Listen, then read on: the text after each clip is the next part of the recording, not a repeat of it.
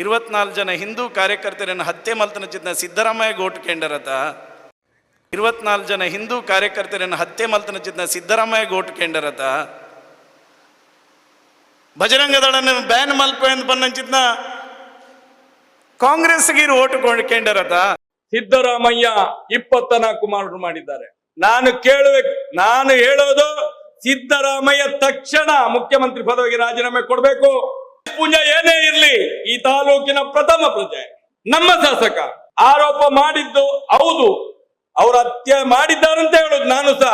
ನಮ್ಮ ಶಾಸಕರು ಹೇಳಿದ ಮೇಲೆ ನಾವು ಯಾಕೆ ಎದುರ್ತೇವೆ? ಸಿದ್ದರಾಮಯ್ಯ ಹತ್ಯೆ ಮಾಡಿದ್ದಾರೆ 100ಕ್ಕೂ 100. ನಮ್ಮ ಶಾಸಕ ಹೇಳಿದ್ದನ್ನು ನಾನು ಹೇಳುದು, ತಕ್ಷಣ ಮುಖ್ಯಮಂತ್ರಿ ಪದವಿಗೆ ರಾಜೀನಾಮೆ ಕೊಡಬೇಕು. ಪೊಲೀಸ್ನವರು ಸುಮೋಟೋ ಕೇಸ್ ದಾಖಲು ಮಾಡಬೇಕು. ಏನ್ ಪೊಲೀಸ್ನವರು ಸತ್ತಿದಾರ ಈ ರಾಜ್ಯದಲ್ಲಿ? ಹರೀಶ್ ಪೂಂಜಾ ಹೇಳಿದ ತಕ್ಷಣ ಸುಮೋಟೋ ಕೇಸ್ ಹಾಕ್ಬೇಕಲ್ಲ, ಯಾಕೆ ಮಾಡ್ಲಿಲ್ಲ ಪೊಲೀಸ್ ಡಿಪಾರ್ಟ್ಮೆಂಟ್? ಯಾಕೆ ಮಾಡ್ಲಿಲ್ಲ? ನಾನು ಅದನ್ನು ಪ್ರಶ್ನೆ ಮಾಡೋದು. ಬಾಕಿ ಕಡೆಯಲ್ಲೆಲ್ಲ ಸುಮೋಟೋ ಎಲ್ಲ ಮಾಡ್ತಾರಲ್ಲ ಪೊಲೀಸ್ನವರು, ಈಗ ಯಾಕೆ ಕೇಸ್ ಮಾಡ್ಲಿಲ್ಲ? ಸಿದ್ದರಾಮಯ್ಯನನ್ನು ಒಳಗೆ ಹಾಕ್ಬೇಕಲ್ಲ ಜೈಲಿನ ಒಳಗಡೆ, ಯಾಕೆ ಹಾಕ್ಲಿಲ್ಲ? ಇಲ್ಲಾದ್ರೆ ಸಾಬೀತು ಮಾಡ್ಬೇಕು ಸಿದ್ದರಾಮಯ್ಯ ನಾನು ಮಾಡ್ಲಿಲ್ಲ, ಹರೀಶ್ ಪೂಂಜಾ ಸುಳ್ಳ ಅಂತ ಹೇಳ್ಬೇಕು, ಅವನನ್ನು ಒಳಗೆ ಹಾಕಿಂತ ಹೇಳ್ಬೇಕು. ಎರಡರಲ್ಲಿ ಒಂದು ಆಗ್ಲೇಬೇಕು. ಒಂದು ಹರೀಶ್ ಪೂಂಜಾ ಒಳಗೆ ಹೋಗ್ಬೇಕು, ಇಲ್ಲಾಂದ್ರೆ ಸಿದ್ದರಾಮಯ್ಯ ಆಗ್ಬೇಕಲ್ಲ. ಲಿಖಿತ ಕೊಟ್ಟಿದ್ದಾರೆ. ಈಗ ಒಂದೇ ನಿಮಿಷ. ಸನ್ಮಾನ್ಯ ಅಧ್ಯಕ್ಷರೇ, ಸದನ ನಡೀತಾ ಇದೆ. ಈಗ ನಾವೆಲ್ಲ ಸದನದಲ್ಲಿ ಭಾಗವಹಿಸ್ತಾ ಇದ್ದೀವಿ.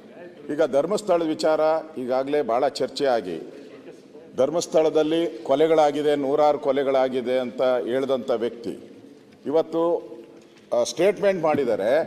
ರಾಜ್ಯದ ಮುಖ್ಯಮಂತ್ರಿ 28 ಕೊಲೆ ಮಾಡಿದ್ದಾರೆ ಅಂತೇಳಿ ಸ್ಟೇಟ್ಮೆಂಟ್ ಮಾಡಿದ್ದಾರೆ. ಸನ್ಮಾನ್ಯ ಡಿ ಕೆ ಶಿವಕುಮಾರ್ ಅವರು ಮುಂದೆ ಬಂದು ಉತ್ತರ ಕೊಡಬೇಕು. ಅದನ್ನೇ ಕೇಳ್ತಾ ಇದ್ದೀನಿ. ಸನ್ಮಾನ್ಯ ಅಧ್ಯಕ್ಷರೇ, ಈ ಥರ ಸದನ ನಡೆಯುವಾಗ ಒಬ್ಬ ರಾಜ್ಯದ ಮುಖ್ಯಮಂತ್ರಿಗೆ 28 ಕೊಲೆ ಆಗಿದೆ ಅಂತ ಹೇಳಿದ್ರೆ ಈ ರಾಜ್ಯದಲ್ಲಿ ಏನು ಗೂಂಡಾ ರಾಜ್ಯ ನಡೀತಾ ಇದೆ ಇದು? ಹಾಗಾದ್ರೆ ಯಾರು ಬೇಕಾದರೂ ಏನು ಹೇಳ್ಬೋದು? ಈಗ ಅವ್ರು ಯಾವ ವ್ಯಕ್ತಿ SIT ಮಾಡಬೇಕು ಅಂತ ಮುಖ್ಯಮಂತ್ರಿಗಳ ಮೇಲೆ ಪ್ರಭಾವ ಬೀರಿದ್ರು, ಅದೇ ಟೀಮ್ ಪ್ರೆಸ್ ಮೀಟ್ ಮಾಡಿ ಕೂತ್ಕೊಂಡು ಪ್ರೆಸ್ ಮೀಟ್ ಮಾಡಿ ಇವತ್ತು ಅಲ್ಲ ಹೇಳ್ಬಿಡ್ತೀನಿ, ಮುಖ್ಯಮಂತ್ರಿ ಮೇಲೆ ಆಪಾದನೆ. ಹಂಗಾರೆ ಮುಖ್ಯಮಂತ್ರಿ 28 ಕೊಲೆ ಮಾಡಿದ್ದಾರೆ ಅಂತ ತಿಳ್ಕೊಬೇಕಾ? ನಾವು ಯಾರು ನಾವು ಕೊಲೆಗಡಕರು ಅಂತ ಹೇಳ್ಬೇಕಾ ಮುಖ್ಯಮಂತ್ರಿನ? ಸಾಧ್ಯ ಹೇಳಿ ನೀವೇ, ಇಲ್ಲೆಲ್ಲರೂ ಇದ್ದಾರೆ. ಏನಾಗಾರಿ ಏನು ಈಗ ನಾನು ಹೇಳೋವಂಥದ್ದು, ಸದನ ನಡೆಯುವಾಗ ಈ ಥರ ಅವನ ಮೇಲೆ SIT ರಚನೆ ಮಾಡ್ತೀರಾ? ಈಗ ಅವನಿಗೊಂದು ಮುಸ್ಕ್ ಹಾಕ್ತೀರಾ? ಇನ್ನು 15 ದಿನ ಅದೇ ಸೀರಿಯಲ್ ನಡೀತತ? ಅವನು ಹೇಳಿದ ಕಡೆ ಎಲ್ಲ ಗುಂಡಿ ತೆಗಿತೀರಾ ನೀವು? ಏನು ಮುಖ್ಯಮಂತ್ರಿ ಮೇಲೆ ಆಪಾದನೆ ಮಾಡಿದ್ರು ಏನು ಈ ಸರ್ಕಾರಕ್ಕೆ ಕಿವಿನೂ ಕೇಳಿಸಲ್ಲ, ಕಿವಿನೂ ಇಲ್ಲ, ಏನೂ ಇಲ್ಲ. ಈಗ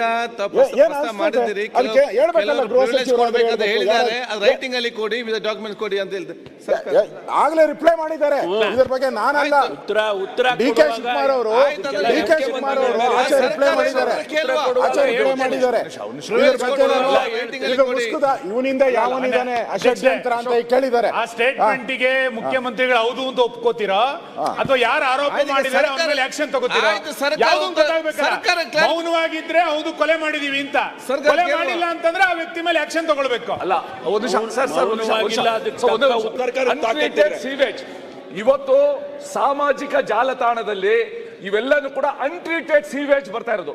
ಒಬ್ಬ ಮುಖ್ಯಮಂತ್ರಿ 28 ಮರ್ಡರ್ ಮಾಡಿದ್ದಾರೆ ಅಂತ ಒಬ್ಬ ವ್ಯಕ್ತಿ ಧೈರ್ಯವಾಗಿ ಹೇಳ್ಬೋದಾದ್ರೆ, if the government cannot take immediate action, ಏನಿದು? How are we allowing it? ಮುಖ್ಯಮಂತ್ರಿಗಳಿಗೆ ವಿಧಾನಸೌಧದ 3ನೇ ಮಾಡಲಿರುವ ಒಬ್ಬ ವ್ಯಕ್ತಿ 28 ಮರ್ಡರ್ ಮಾಡಿದ್ದಾರೆ ಅಂತ ಧೈರ್ಯವಾಗಿ ಬಂದು ಸೋಷಿಯಲ್ ಮೀಡಿಯಾ ಮುಂದೆ ಹೇಳುವಾಗ, how can the government tolerate? ಮಾನ್ಯ ಸರ್ಕಾರ ಅಣ್ಣ ಒಂದೇ ಒಂದು ನಿಮಿಷ ಅಧ್ಯಕ್ಷರೇ, ಸಂಬಂಧಪಟ್ಟಿದೆ ಸರ್, ಒಂದೇ ನಿಮಿಷ. ಈಗ ಇದಕ್ಕೆ ಮುಂದುವರಿದ ಭಾಗವಾಗಿ ಕಳೆದ ಸರಿ ನಾನು ಒಬ್ಬ ಅಡ್ವೊಕೇಟ್ ಈ ಥರ ಎಲ್ಲ ಮಾಡ್ತಾವ್ರೆ ಅಂತೇಳಿ ನಾನು ಅಸೆಂಬ್ಲಿಯಲ್ಲಿ ಮಾತಾಡಿದೆ ಅಧ್ಯಕ್ಷರೇ, ಜಗದೀಶ್ ಅಂತೇಳಿ. ಅವನು ಅದ್ರ ಬಗ್ಗೆ ನಾನಿಲ್ಲಿ ಮಾತಾಡಿರೋದು ನನ್ನ ಹಕ್ಕು, ಒಂದು ಹಕ್ಕು, ನಾನು ಅಸೆಂಬ್ಲಿಯಲ್ಲಿ ಮಾತಾಡಿದ್ದೀನಿ. ಅದಾದಮೇಲೆ ನೆಕ್ಸ್ಟ್ ಹೇಳ್ತಾನೆ, ಅಸೆಂಬ್ಲಿಯಲ್ಲಿ ಒಬ್ಬ ಅಯೋಗ್ಯ ಮಾತಾಡೋನೆ, ನಾನು ಮುಖ್ಯಮಂತ್ರಿ ಆಗೋದಕ್ಕೆ ಏನೇನು ಬೇಕೋ ಅಲ್ಲೆಲ್ಲ ಮಾಡಿ ನನ್ನ ಹೆಸರು ಅಲ್ಲೆಲ್ಲ ಓಡ್ತು, ಮುಂದೆ ಮುಖ್ಯಮಂತ್ರಿ ಆಗಿ ಬರೋದಕ್ಕೆ ಅವ್ನು ಮಾತಾಡೋನೆ ಅಂತೇಳಿ ಒಂದು ಮಾತಾಡೋನೆ. ಧರ್ಮಸ್ಥಳಕ್ಕೆ ನಾವು ಹೋಗಿ ಬಂದ್ವಿ ಅಧ್ಯಕ್ಷರೇ, ಯಾವುದೋ ನಾವು ಪಕ್ಷದ ಜೈಕಾರ ಹಾಕಿಲ್ಲ, ಪಕ್ಷದ ಪರವಾಗಿಲ್ಲ, ನಾವೆಲ್ಲ ಕೂಡ ಭಕ್ತರಾಗಿ ಹೋಗಿ ಬಂದಿದ್ದೀವಿ, ತಾವು ಹೋಗ್ತೀರಿ, ನಮ್ದೇನು ಅದರಲ್ಲಿ ಯಾವತ್ತೂ ನಾವು ಅದರಲ್ಲಿ ರಾಜಕೀಯ ಮಾಡಿಲ್ಲ ಆ ಕಡೆ ಹೇಳ್ದಂಗೆ. ಅದಾದಮೇಲೆ 100 ಕೋಟಿ ರೂಪಾಯಿ ಧರ್ಮಸ್ಥಳದ ವೀರೇಂದ್ರ ಹೆಗ್ಗಡೆ ಹತ್ರ ಬ್ಲ್ಯಾಕ್ ಮನಿ ಇಟ್ಟವನೆ ಅಂತೇಳಿ ಓಪನ್ ಆಗಿ ಹೇಳ್ದ. ಅದು ಹೋಗ್ಲಿ, ನೆನ್ನೆ ಅಲ್ಲೆಲ್ಲೋ ಬ್ರಿಡ್ಜ್ ಮೇಲೆ ನಿಂತ್ಕೊಂಡು ಅಳ್ಳಾಳ್ಸಂದ್ರದ ಯಾವುದೋ ಒಂದು ಜಾಗ ತೋರಿಸ್ಬಿಟ್ಟು ಈ ಜಾಗ ಧರ್ಮಸ್ಥಳದವ್ರದ್ದು ವೀರೇಂದ್ರ ಹೆಗ್ಗಡೆ ಅವ್ರ ಫ್ಯಾಮಿಲಿದು, ಇವನು ಡಿನೋಟಿಫಿಕೇಶನ್ ಮಾಡಿಬಿಟ್ಟು ಬೇರೆಯವ್ರಿಗೆ ಮಾರಿಸವನೆ ಅಂತೇಳಿ ಮಾಡೋನು. ದಿನ ಅದಾಗ್ತಾ ಇದೆ. ನನ್ನ ಹಕ್ಕುಗಳಿಗೆ ಚ್ಯುತಿ ತರ್ತಾವನೆ. ನಾನು ಅಸೆಂಬ್ಲಿಯಲ್ಲಿ ಮಾತಾಡಿರೋ ಅಂಥ ವಿಚಾರಗಳು ಕೂಡ ಮಾತಾಡಿದ್ರೆ ನಾನು ಇನ್ನೆಲ್ಲಿ ಮಾತಾಡಬೇಕು? ಅದಕ್ಕೆ ನಾನು ಹಕ್ಕುಚ್ಯುತಿದು ರೆಕಾರ್ಡ್ ಸಮೇತ ತಮ್ಮ ಕೊಡ್ತಾ ಇದ್ದೀನಿ. ದಯವಿಟ್ಟು ತಾವಿಲ್ಲಿ ಹಕ್ಕುಚ್ಯುತಿಗೆ ಆ ಲಾಯರ್ ಜಗದೀಶ್ ಅವ್ರದ್ದು ಏನಿದೆಯೋ ಅದೇ ರೀತಿಯಲ್ಲಿ ಆ ತಿಮ್ರೋಡಿದು ಏನು ಹೇಳಿದ್ರು ದಯವಿಟ್ಟು ಮಂಡಿಸ್ಬೇಕು ಅಂತಕ್ಕಂಥದ್ದು ಈ ರೆಕಾರ್ಡ್ಸ್ ಕೊಡ್ತಾ ಇದ್ದೀನಿ. ಈಗ ಅನೌನ್ಸ್ ಮಾಡಬೇಕು.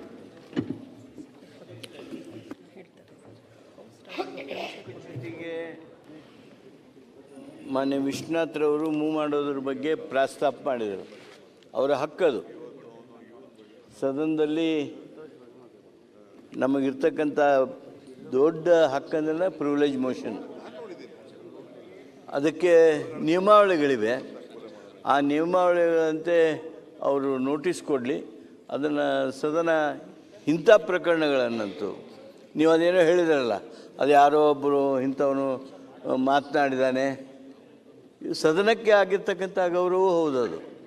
ಆದ್ದರಿಂದ ಅದನ್ನು ನೀವು ನೋಟಿಸ್ ಕೊಡಿ. ನಿಯಮನ ಪ್ರಕಾರ ಅದಕ್ಕೆ ಸೂಕ್ತವಾಗಿರ್ತಕ್ಕಂಥ ಸ್ಪಂದನೆಯನ್ನು ಸರ್ಕಾರನೂ ಮಾಡುತ್ತೆ.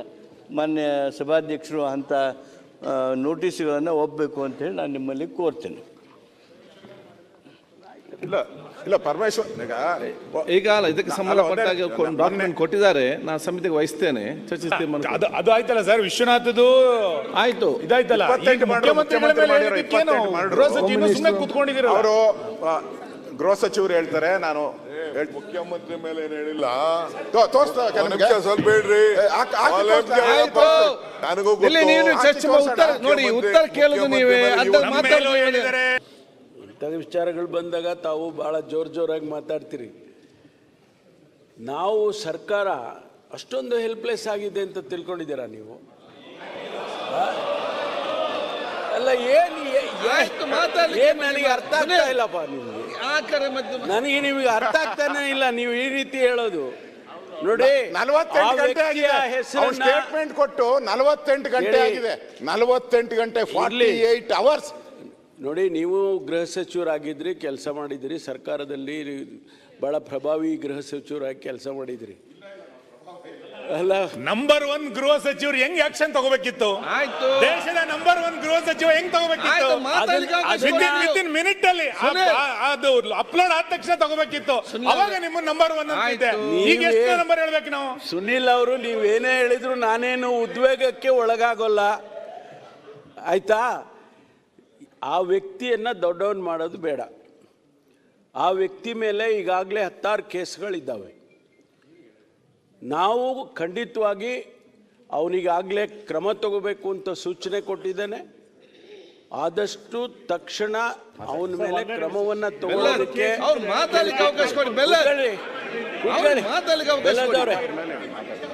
ಆದ್ರಿಂದ ಯಾರನ್ನ ಇಂಥ ವ್ಯಕ್ತಿಗಳನ್ನು ಸಮಾಜದಲ್ಲಿ ಬಿಡೋದಕ್ಕೆ ಸಾಧ್ಯನೇ ಇಲ್ಲ. ಕಾನೂನು ದೇಶದಲ್ಲಿ ಮಾಡಿರೋದೇ ಅದಕ್ಕೋಸ್ಕರ. ಆ ಕಾನೂನನ್ನು ಚಲಾಯಿಸ್ತೀವಿ. ಅವನಿಗೇನು ಶಿಕ್ಷೆ ಮಾಡಬೇಕೋ ಮಾಡ್ತೀವಿ, ಯಾವ ಮುಲಾಜಿಲ್ಲದೆ ಮಾಡ್ತೀವಿ. ಹೆಚ್ಚಿನ ವಿಡಿಯೋಗಳಿಗೆ ಪ್ರತಿಧ್ವನಿ ಯೂಟ್ಯೂಬ್ ಚಾನೆಲ್ ಸಬ್ಸ್ಕ್ರೈಬ್ ಮಾಡಿ, ಬೆಲ್ ಐಕಾನ್ ಕ್ಲಿಕ್ ಮಾಡಿ.